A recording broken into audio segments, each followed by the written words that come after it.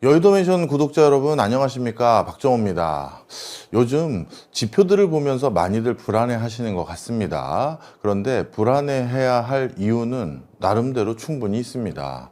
먼저 가장 크게 우려되는 부분은 진짜 화폐 가치가 폭락하고 있다는 점입니다. 다른 주요 국가들은 통화량을 회수하고 있고, 이제 미국마저도 양적 긴축의 종료를 선언해서 이제 더 이상 통화량을 회수하지 않겠습니다 직전까지 지금 발표한 상황이니까, 그러니까 그동안 통화량을 회수해 오고 있었다는 얘기거든요. 그러면 주요 국가 대부분은 통화량을 회수해서 자신들의 통화 가치를 방어한 지가 2, 3년이 됐는데, 아직 우리나라는 통화량을 20% 가까이 늘리고 있다. 당연히 이러면 그 다음 들어야 되는 생각은 뭔가요?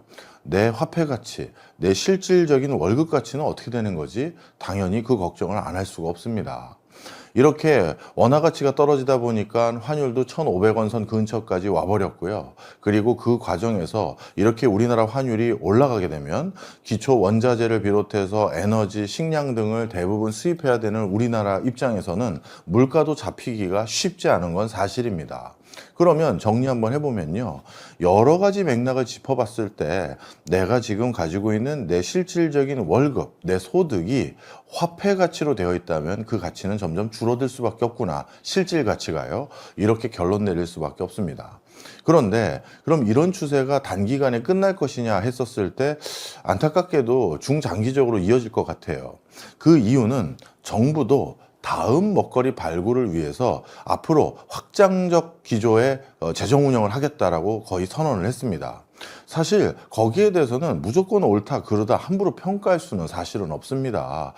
정부의 정책 기조를 정치적으로 자꾸 해석하는 분들도 계시지만 이걸 무조건 옳다 틀리다 이렇게 얘기할 수는 없어요. 왜냐하면 지금 정부에서 다음 먹거리를 찾아야겠습니다. 그리고 그 다음 먹거리로 AI를 선정했습니다.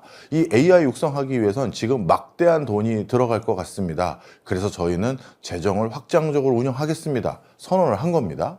자, 그러면 그렇게 하는 과정에서 돈 많이 뿌려대고 국채 많이 발행하면 결국 물가 오르고 서민들의 실질적인 월급 떨어져서 우리 손해 아니냐?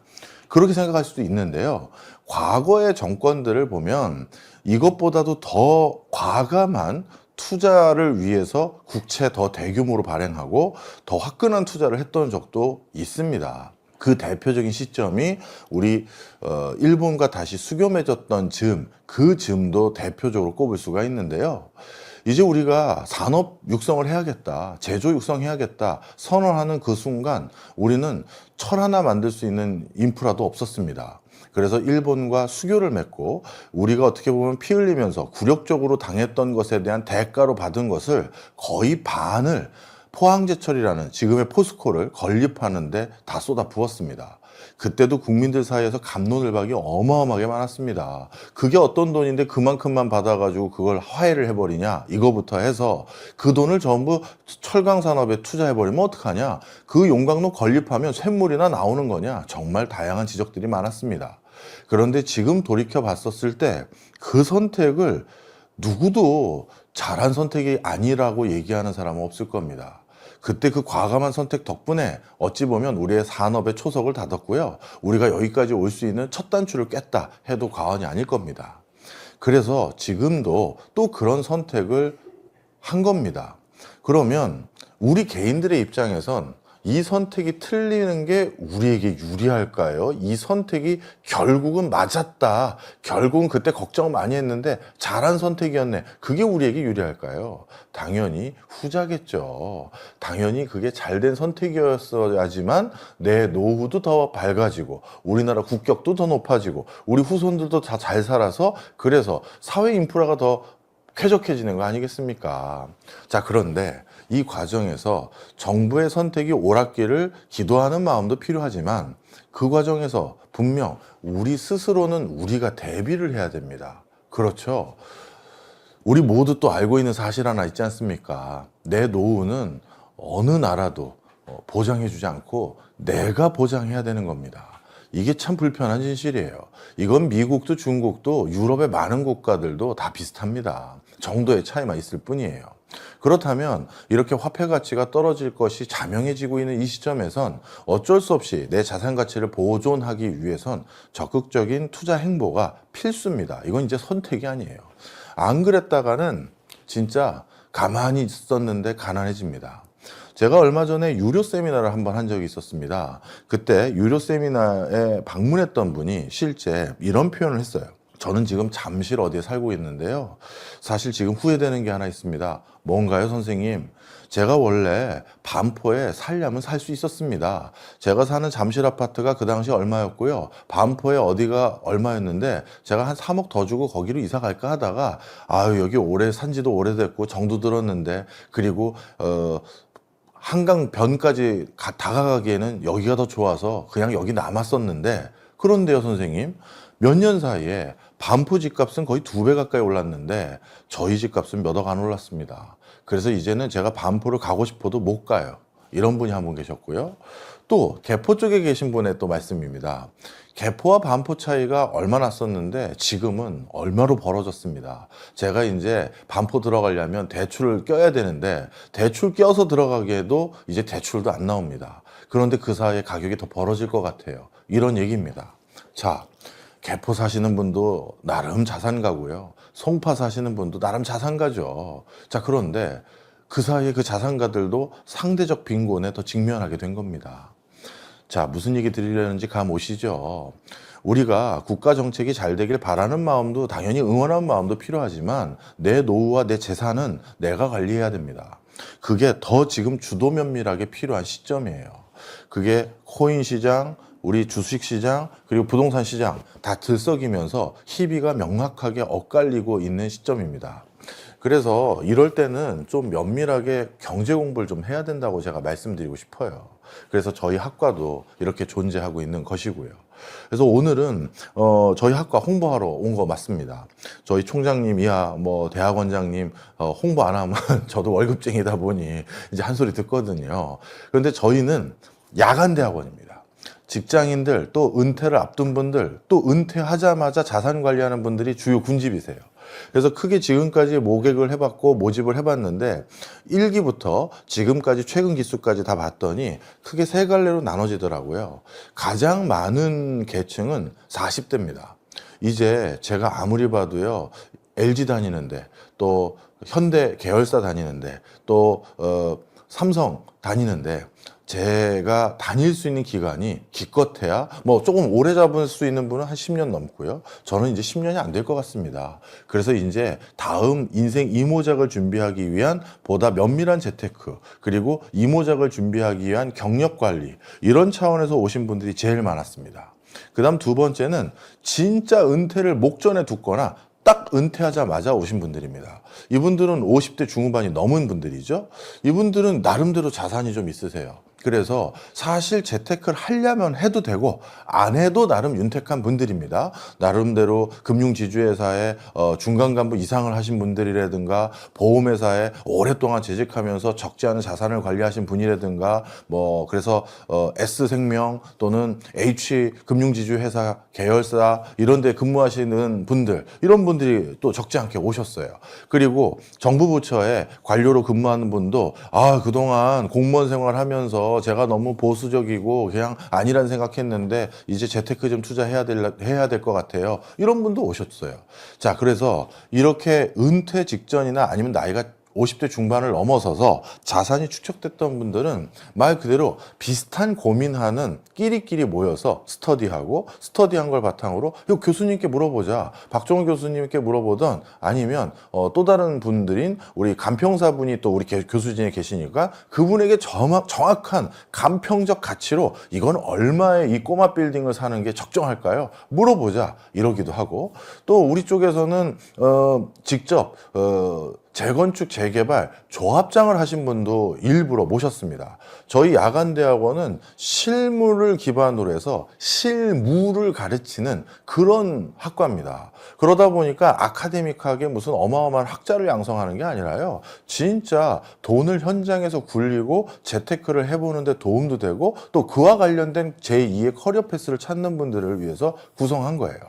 그래서 어렵게 현직 조합장을 해서 우리나라를 대표하는 대규모 단지 하나를 아무 소송 없이 깔끔하게 끝냈던 그 조합장님을 어렵게 모셨습니다. 그리고 나서 진짜 조합원으로서 재테크를 하는 방법, 아니면 실제 조합의 이사진으로 들어가서 뭔가 커리어를 쌓는 방법에 대해서도 좀 솔직담백하게 얘기해 주십시오. 그런 기회에 들을 수 있는 기회는 저희 학과밖에 없습니다. 자, 그래서 그런 것들을 좀 제공해 드리니까 50대 중후반 분들은 또 그런 거에 관심이 많으시더라고요. 그래서 그렇게 되고, 아주 어린 분들은 생각보다는 많지는 않습니다. 30대 분들이 간간히 계시긴 한데요. 이분들은 제가 오히려 칭찬해 드려요. 그래, 이렇게 일찍 하는 거다. 저도 지금 알고 있는 지식을 30대 초중반에 알았으면, 제가 이 유튜브 안 했죠. 자, 그래서, 아직 돈은 적지만 늘 제가 자산 관리할 때 말씀드리는 거 있죠. 돈 10억 생기면 그때부터 투자 공부해야지. 그러면 아무것도 못 합니다. 10억 생기고 나서 바들바들 떨어요. 이거 돈 어떻게 하지? 주식에 한번 넣어볼까? 뭐 해볼까? 그러다 몇 번 그르치기도 하고 돈 다시 쪼그라듭니다. 그래서 재테크 공부라든가 경제 공부라는 건 그 돈이 생기기 전에 하셔야 돼요. 그래야 그 돈이 생길 때 즉각적으로 어떻게 배분해서 어떻게 투자하고 어떤 판단을 해야겠다 바로 할 수 있는 겁니다. 안 그러면 그 돈 생기고 다시 2년, 3년 인터벌이 생겨서 또 시기를 놓치는 거예요. 자, 그래서 어린 분들이 왔을 때 제가 굉장히 독려하고, 나름대로 그분들은 저희 학교에 미래에 제가 겸임 교수든 초빙 교수든 개공원 교수 타이틀까지 줄 테니 정말 열심히 공부해서 뭔가 금융 전문가도 한번 돼봐라, 이런 얘기도 많이 합니다. 자, 이처럼 진짜 우리가 자산 가치의 급등락, 그리고 화폐 가치는 폭락할 것으로 보여지는 이런 흐름 속에서 미래를 대비하지 않고서는 정말 안 되는 시점이 됐습니다. 이제는 100세 시대가 아니라 150세 시대를 바라보고 있는 시점이에요. 얼마 전에 제가 자주 말씀드렸던 내용인데, 중국의 큰 행사에서 푸틴 대통령과 김정은 그리고 시진핑 주석이 같이 산책할 때 이제 150세 사는 세상이 된 것 같습니다 했더니, 제가 놀랐던 건 그 멘트를 푸틴 대통령이라는 또 다른 절대 권력자가 그게 어떤 맥락에서 그런 말을 했는지를 바로 캐치하더라고요. 그러게 말이에요. 진짜 150세를 살 것 같습니다. 이제 이종 장기를 이식할 수 있게 됐다면서요? 이 소리를 바로 하는 겁니다. 제가 오히려 그게 뭔 소리인지 못 알아들었어요. 그래서 이종장기 이식이 뭐지? 하고 찾아봤더니, 돼지에서 키운 장기를 제가 갈아 낄 수 있게 된 거예요. 예를 들어서 돼지에서 키운 콩팥을 제가 갈아 끼거나 돼지에서 키운 다른 장기를 제가 갈아 끼는 거죠. 제 장기가 노후화되면요. 예전에는 이렇게 이종 동물이 거기서 배양된 장기를 갈아 껴봤자 하루를 못 살았다고 합니다. 거부 반응 때문에요. 근데 올해 생존율이 100일이 넘었대요. 그러면 이제 머지않은 시점에 이거 몇 년 사는 건 일도 아니게 되거든요. 자, 그러면 이제 어떻게 되는 겁니까? 경제적인 여유가 생긴다는 건 단순히 좋은 동네 산다라는 것으로 끝나는 것이 아니라, 내가 건강하게 얼마나 더 오래 살 수 있느냐도 좌우하는 중요한 변수가 돼버린 거예요. 그래서 이제 멀지 않은 미래에 이런 평가를 하는 사람도 있습니다. 어떤 사람을 만났는데요. 실례지만 나이가 어떻게 되시죠? 예, 저는 60입니다. 근데 선생님 40대로 보이세요. 그러면 이 사람은 부자다. 실례지만 60대 맞으시죠? 예, 60대입니다. 이 사람은 부자가 아니구나. 얼마나 젊고 건강하게 사는지도 돈과 결부되는, 어떻게 보면 참 비정한 세상이 오는 것 같기도 합니다. 자, 그러면 그런 비정한 세상에 불평불만만 하고 있을 수는 없잖아요. 계속 사회에 불만만 토로할 수는 없지 않습니까? 대비해야 됩니다. 그런데 지금이 대비하기가 너무 좋은 타이밍입니다. 지금 또 한 번의 큰 빅뱅, AI, 또 피지컬 로봇, 이 시대가 본격화해서 열기 시작하고 있습니다. 그런데 AI와 관련된 대부분의 회사들, 그리고 피지컬 로봇과 관련된 AI와 관련된 이 회사들, 상당 부분이 아직 비상장 회사입니다. 그러면 이들 회사가 어느 순간 상장하겠죠. 그러면 우리 스스로 늘 체념하고 안타까워하는 거 있지 않습니까? 엔비디아를 20년 전에 샀었으면, 애플을 20년 전에 샀었으면, 아마존을 30년 전에 샀어야 되는데, 이런 소리 하잖아요. 25년 전에 샀어야 되는데, 이런 소리 하잖아요. 그러면 그걸 그렇게 푸념할 게 아니라, 이제 비상장이었던 그 알토란 같은 회사들 중에 누가 떡상해서 진짜 다시 제2의 구글, 제2의 아마존이 될지 우린 가려내기만 하면 굳이 그거 과거를 원통할 필요가 없는 상황이 또 한 번 연출된 거예요. 자, 그래서 이 AI라는 새로운 큰 테마에 편승하는 겁니다. 달리는 말 위에 올라타야죠. 그런 것들에 대한 옥석도 가리기 위한 그 투자 정보, 그리고 경제 공부 이제 꼭 하셔야 됩니다. 이게 참 불편한 진실이라고 제가 말씀을 많이 드리는 거예요. 물론 불편부당하고 나쁜 일에서 부자가 된 사람도 있겠지만 정말 열심히 살아서 부자 된 사람들이 더 많잖아요. 그런데 그 열심히 살아서 새벽같이 일어나서 가게 문 열고 밤늦게까지 가게 운영했다가 또 신메뉴 개발하기 위해서 이것저것 맛보고 잘 한다는 집들 돌아다니면서 떡볶이 좋은 거 개발하고 그렇게 해서 부자 된 사람도 있지 않습니까? 부자 된 사람들이 다 나쁜 짓 해서만 된 건가요? 그러면 그런 사람들은 조금 더 경제적으로 여유 없는 사람들을 어떻게 생각합니까? 아유, 저 친구는 조금 더 젊었을 때 열심히 좀 일을 하지. 요즘 고생이 많네. 이렇게 생각하는 사람도 없다고 하면 거짓말입니다. 일론 머스크가 늘 얘기하는 게 주당 100시간이라는 것도 시간이 모자르다. 이런 소리 하지 않습니까? 자, 그래서 결론이에요. 복잡한 얘기 안 드리겠습니다.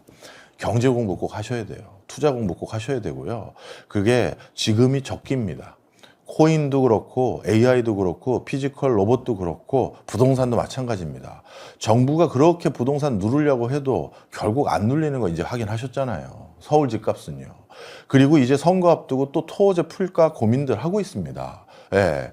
그래서 이런 것들 속에서 적어도 안락하게 150세까지 살 수 있는 내 집 마련, 그리고 안락하게 매번 연금으로 얼마만큼 내가 은퇴하고도 수령할 수 있는지 연금 전략들 그것까지도 제공해 드리려고 합니다. 지금 그 분야에 대한 교수진도 섭외 들어갔어요. 그래서 두 부부가 각각 은퇴했었을 때 한 사람당 뭐 국민연금, 그 다음에 퇴직연금, 그리고 주택연금이든 개인 연금저축이든 간에 이거 합산해서 400만 원씩 만들기, 뭐 이렇게 하면 두 부부가 합산하면 800만 원이잖아요. 가만히 앉아 있는데 800만 원씩 연금 나온다? 이 정도면 그래도 어느 정도 윤택하게 사는 거 아니겠습니까? 그래서 그런 전략들, 이런 것들의 방법론들을 하나씩 알려봐 드리려고 하고요. 그거 그렇게 어려운 일인 경우도 있지만 어렵지 않은 경우일 수도 있는 게 우리가 공부하면 달라지는 거잖아요. 그래서 그런 것들에 대한 공부 기회를 잔뜩 제공해 드리는 학과입니다. 실물투자분석학과, 많이들 관심 가져주시고요. 제가 방송에서 못했던 많은 얘기들 담론 나눌 수 있는 기회 삼았으면 좋겠습니다. 저희의 또 장점은 이 술자리가 강합니다. 다 성인들이고 직장인들이고 야간대학원이니까 어떤 날은 교수님 개인적인 상담도 하고 싶어서요 하면서 오늘은 수업 조금만 일찍 끝나고 그냥 치맥 한잔 하시죠 하면서 담소 나눌 때도 많으니까 화기애애한 학과다 이렇게 이해해 주셨으면 좋겠습니다. 많은 관심 가져주십시오. 고맙습니다.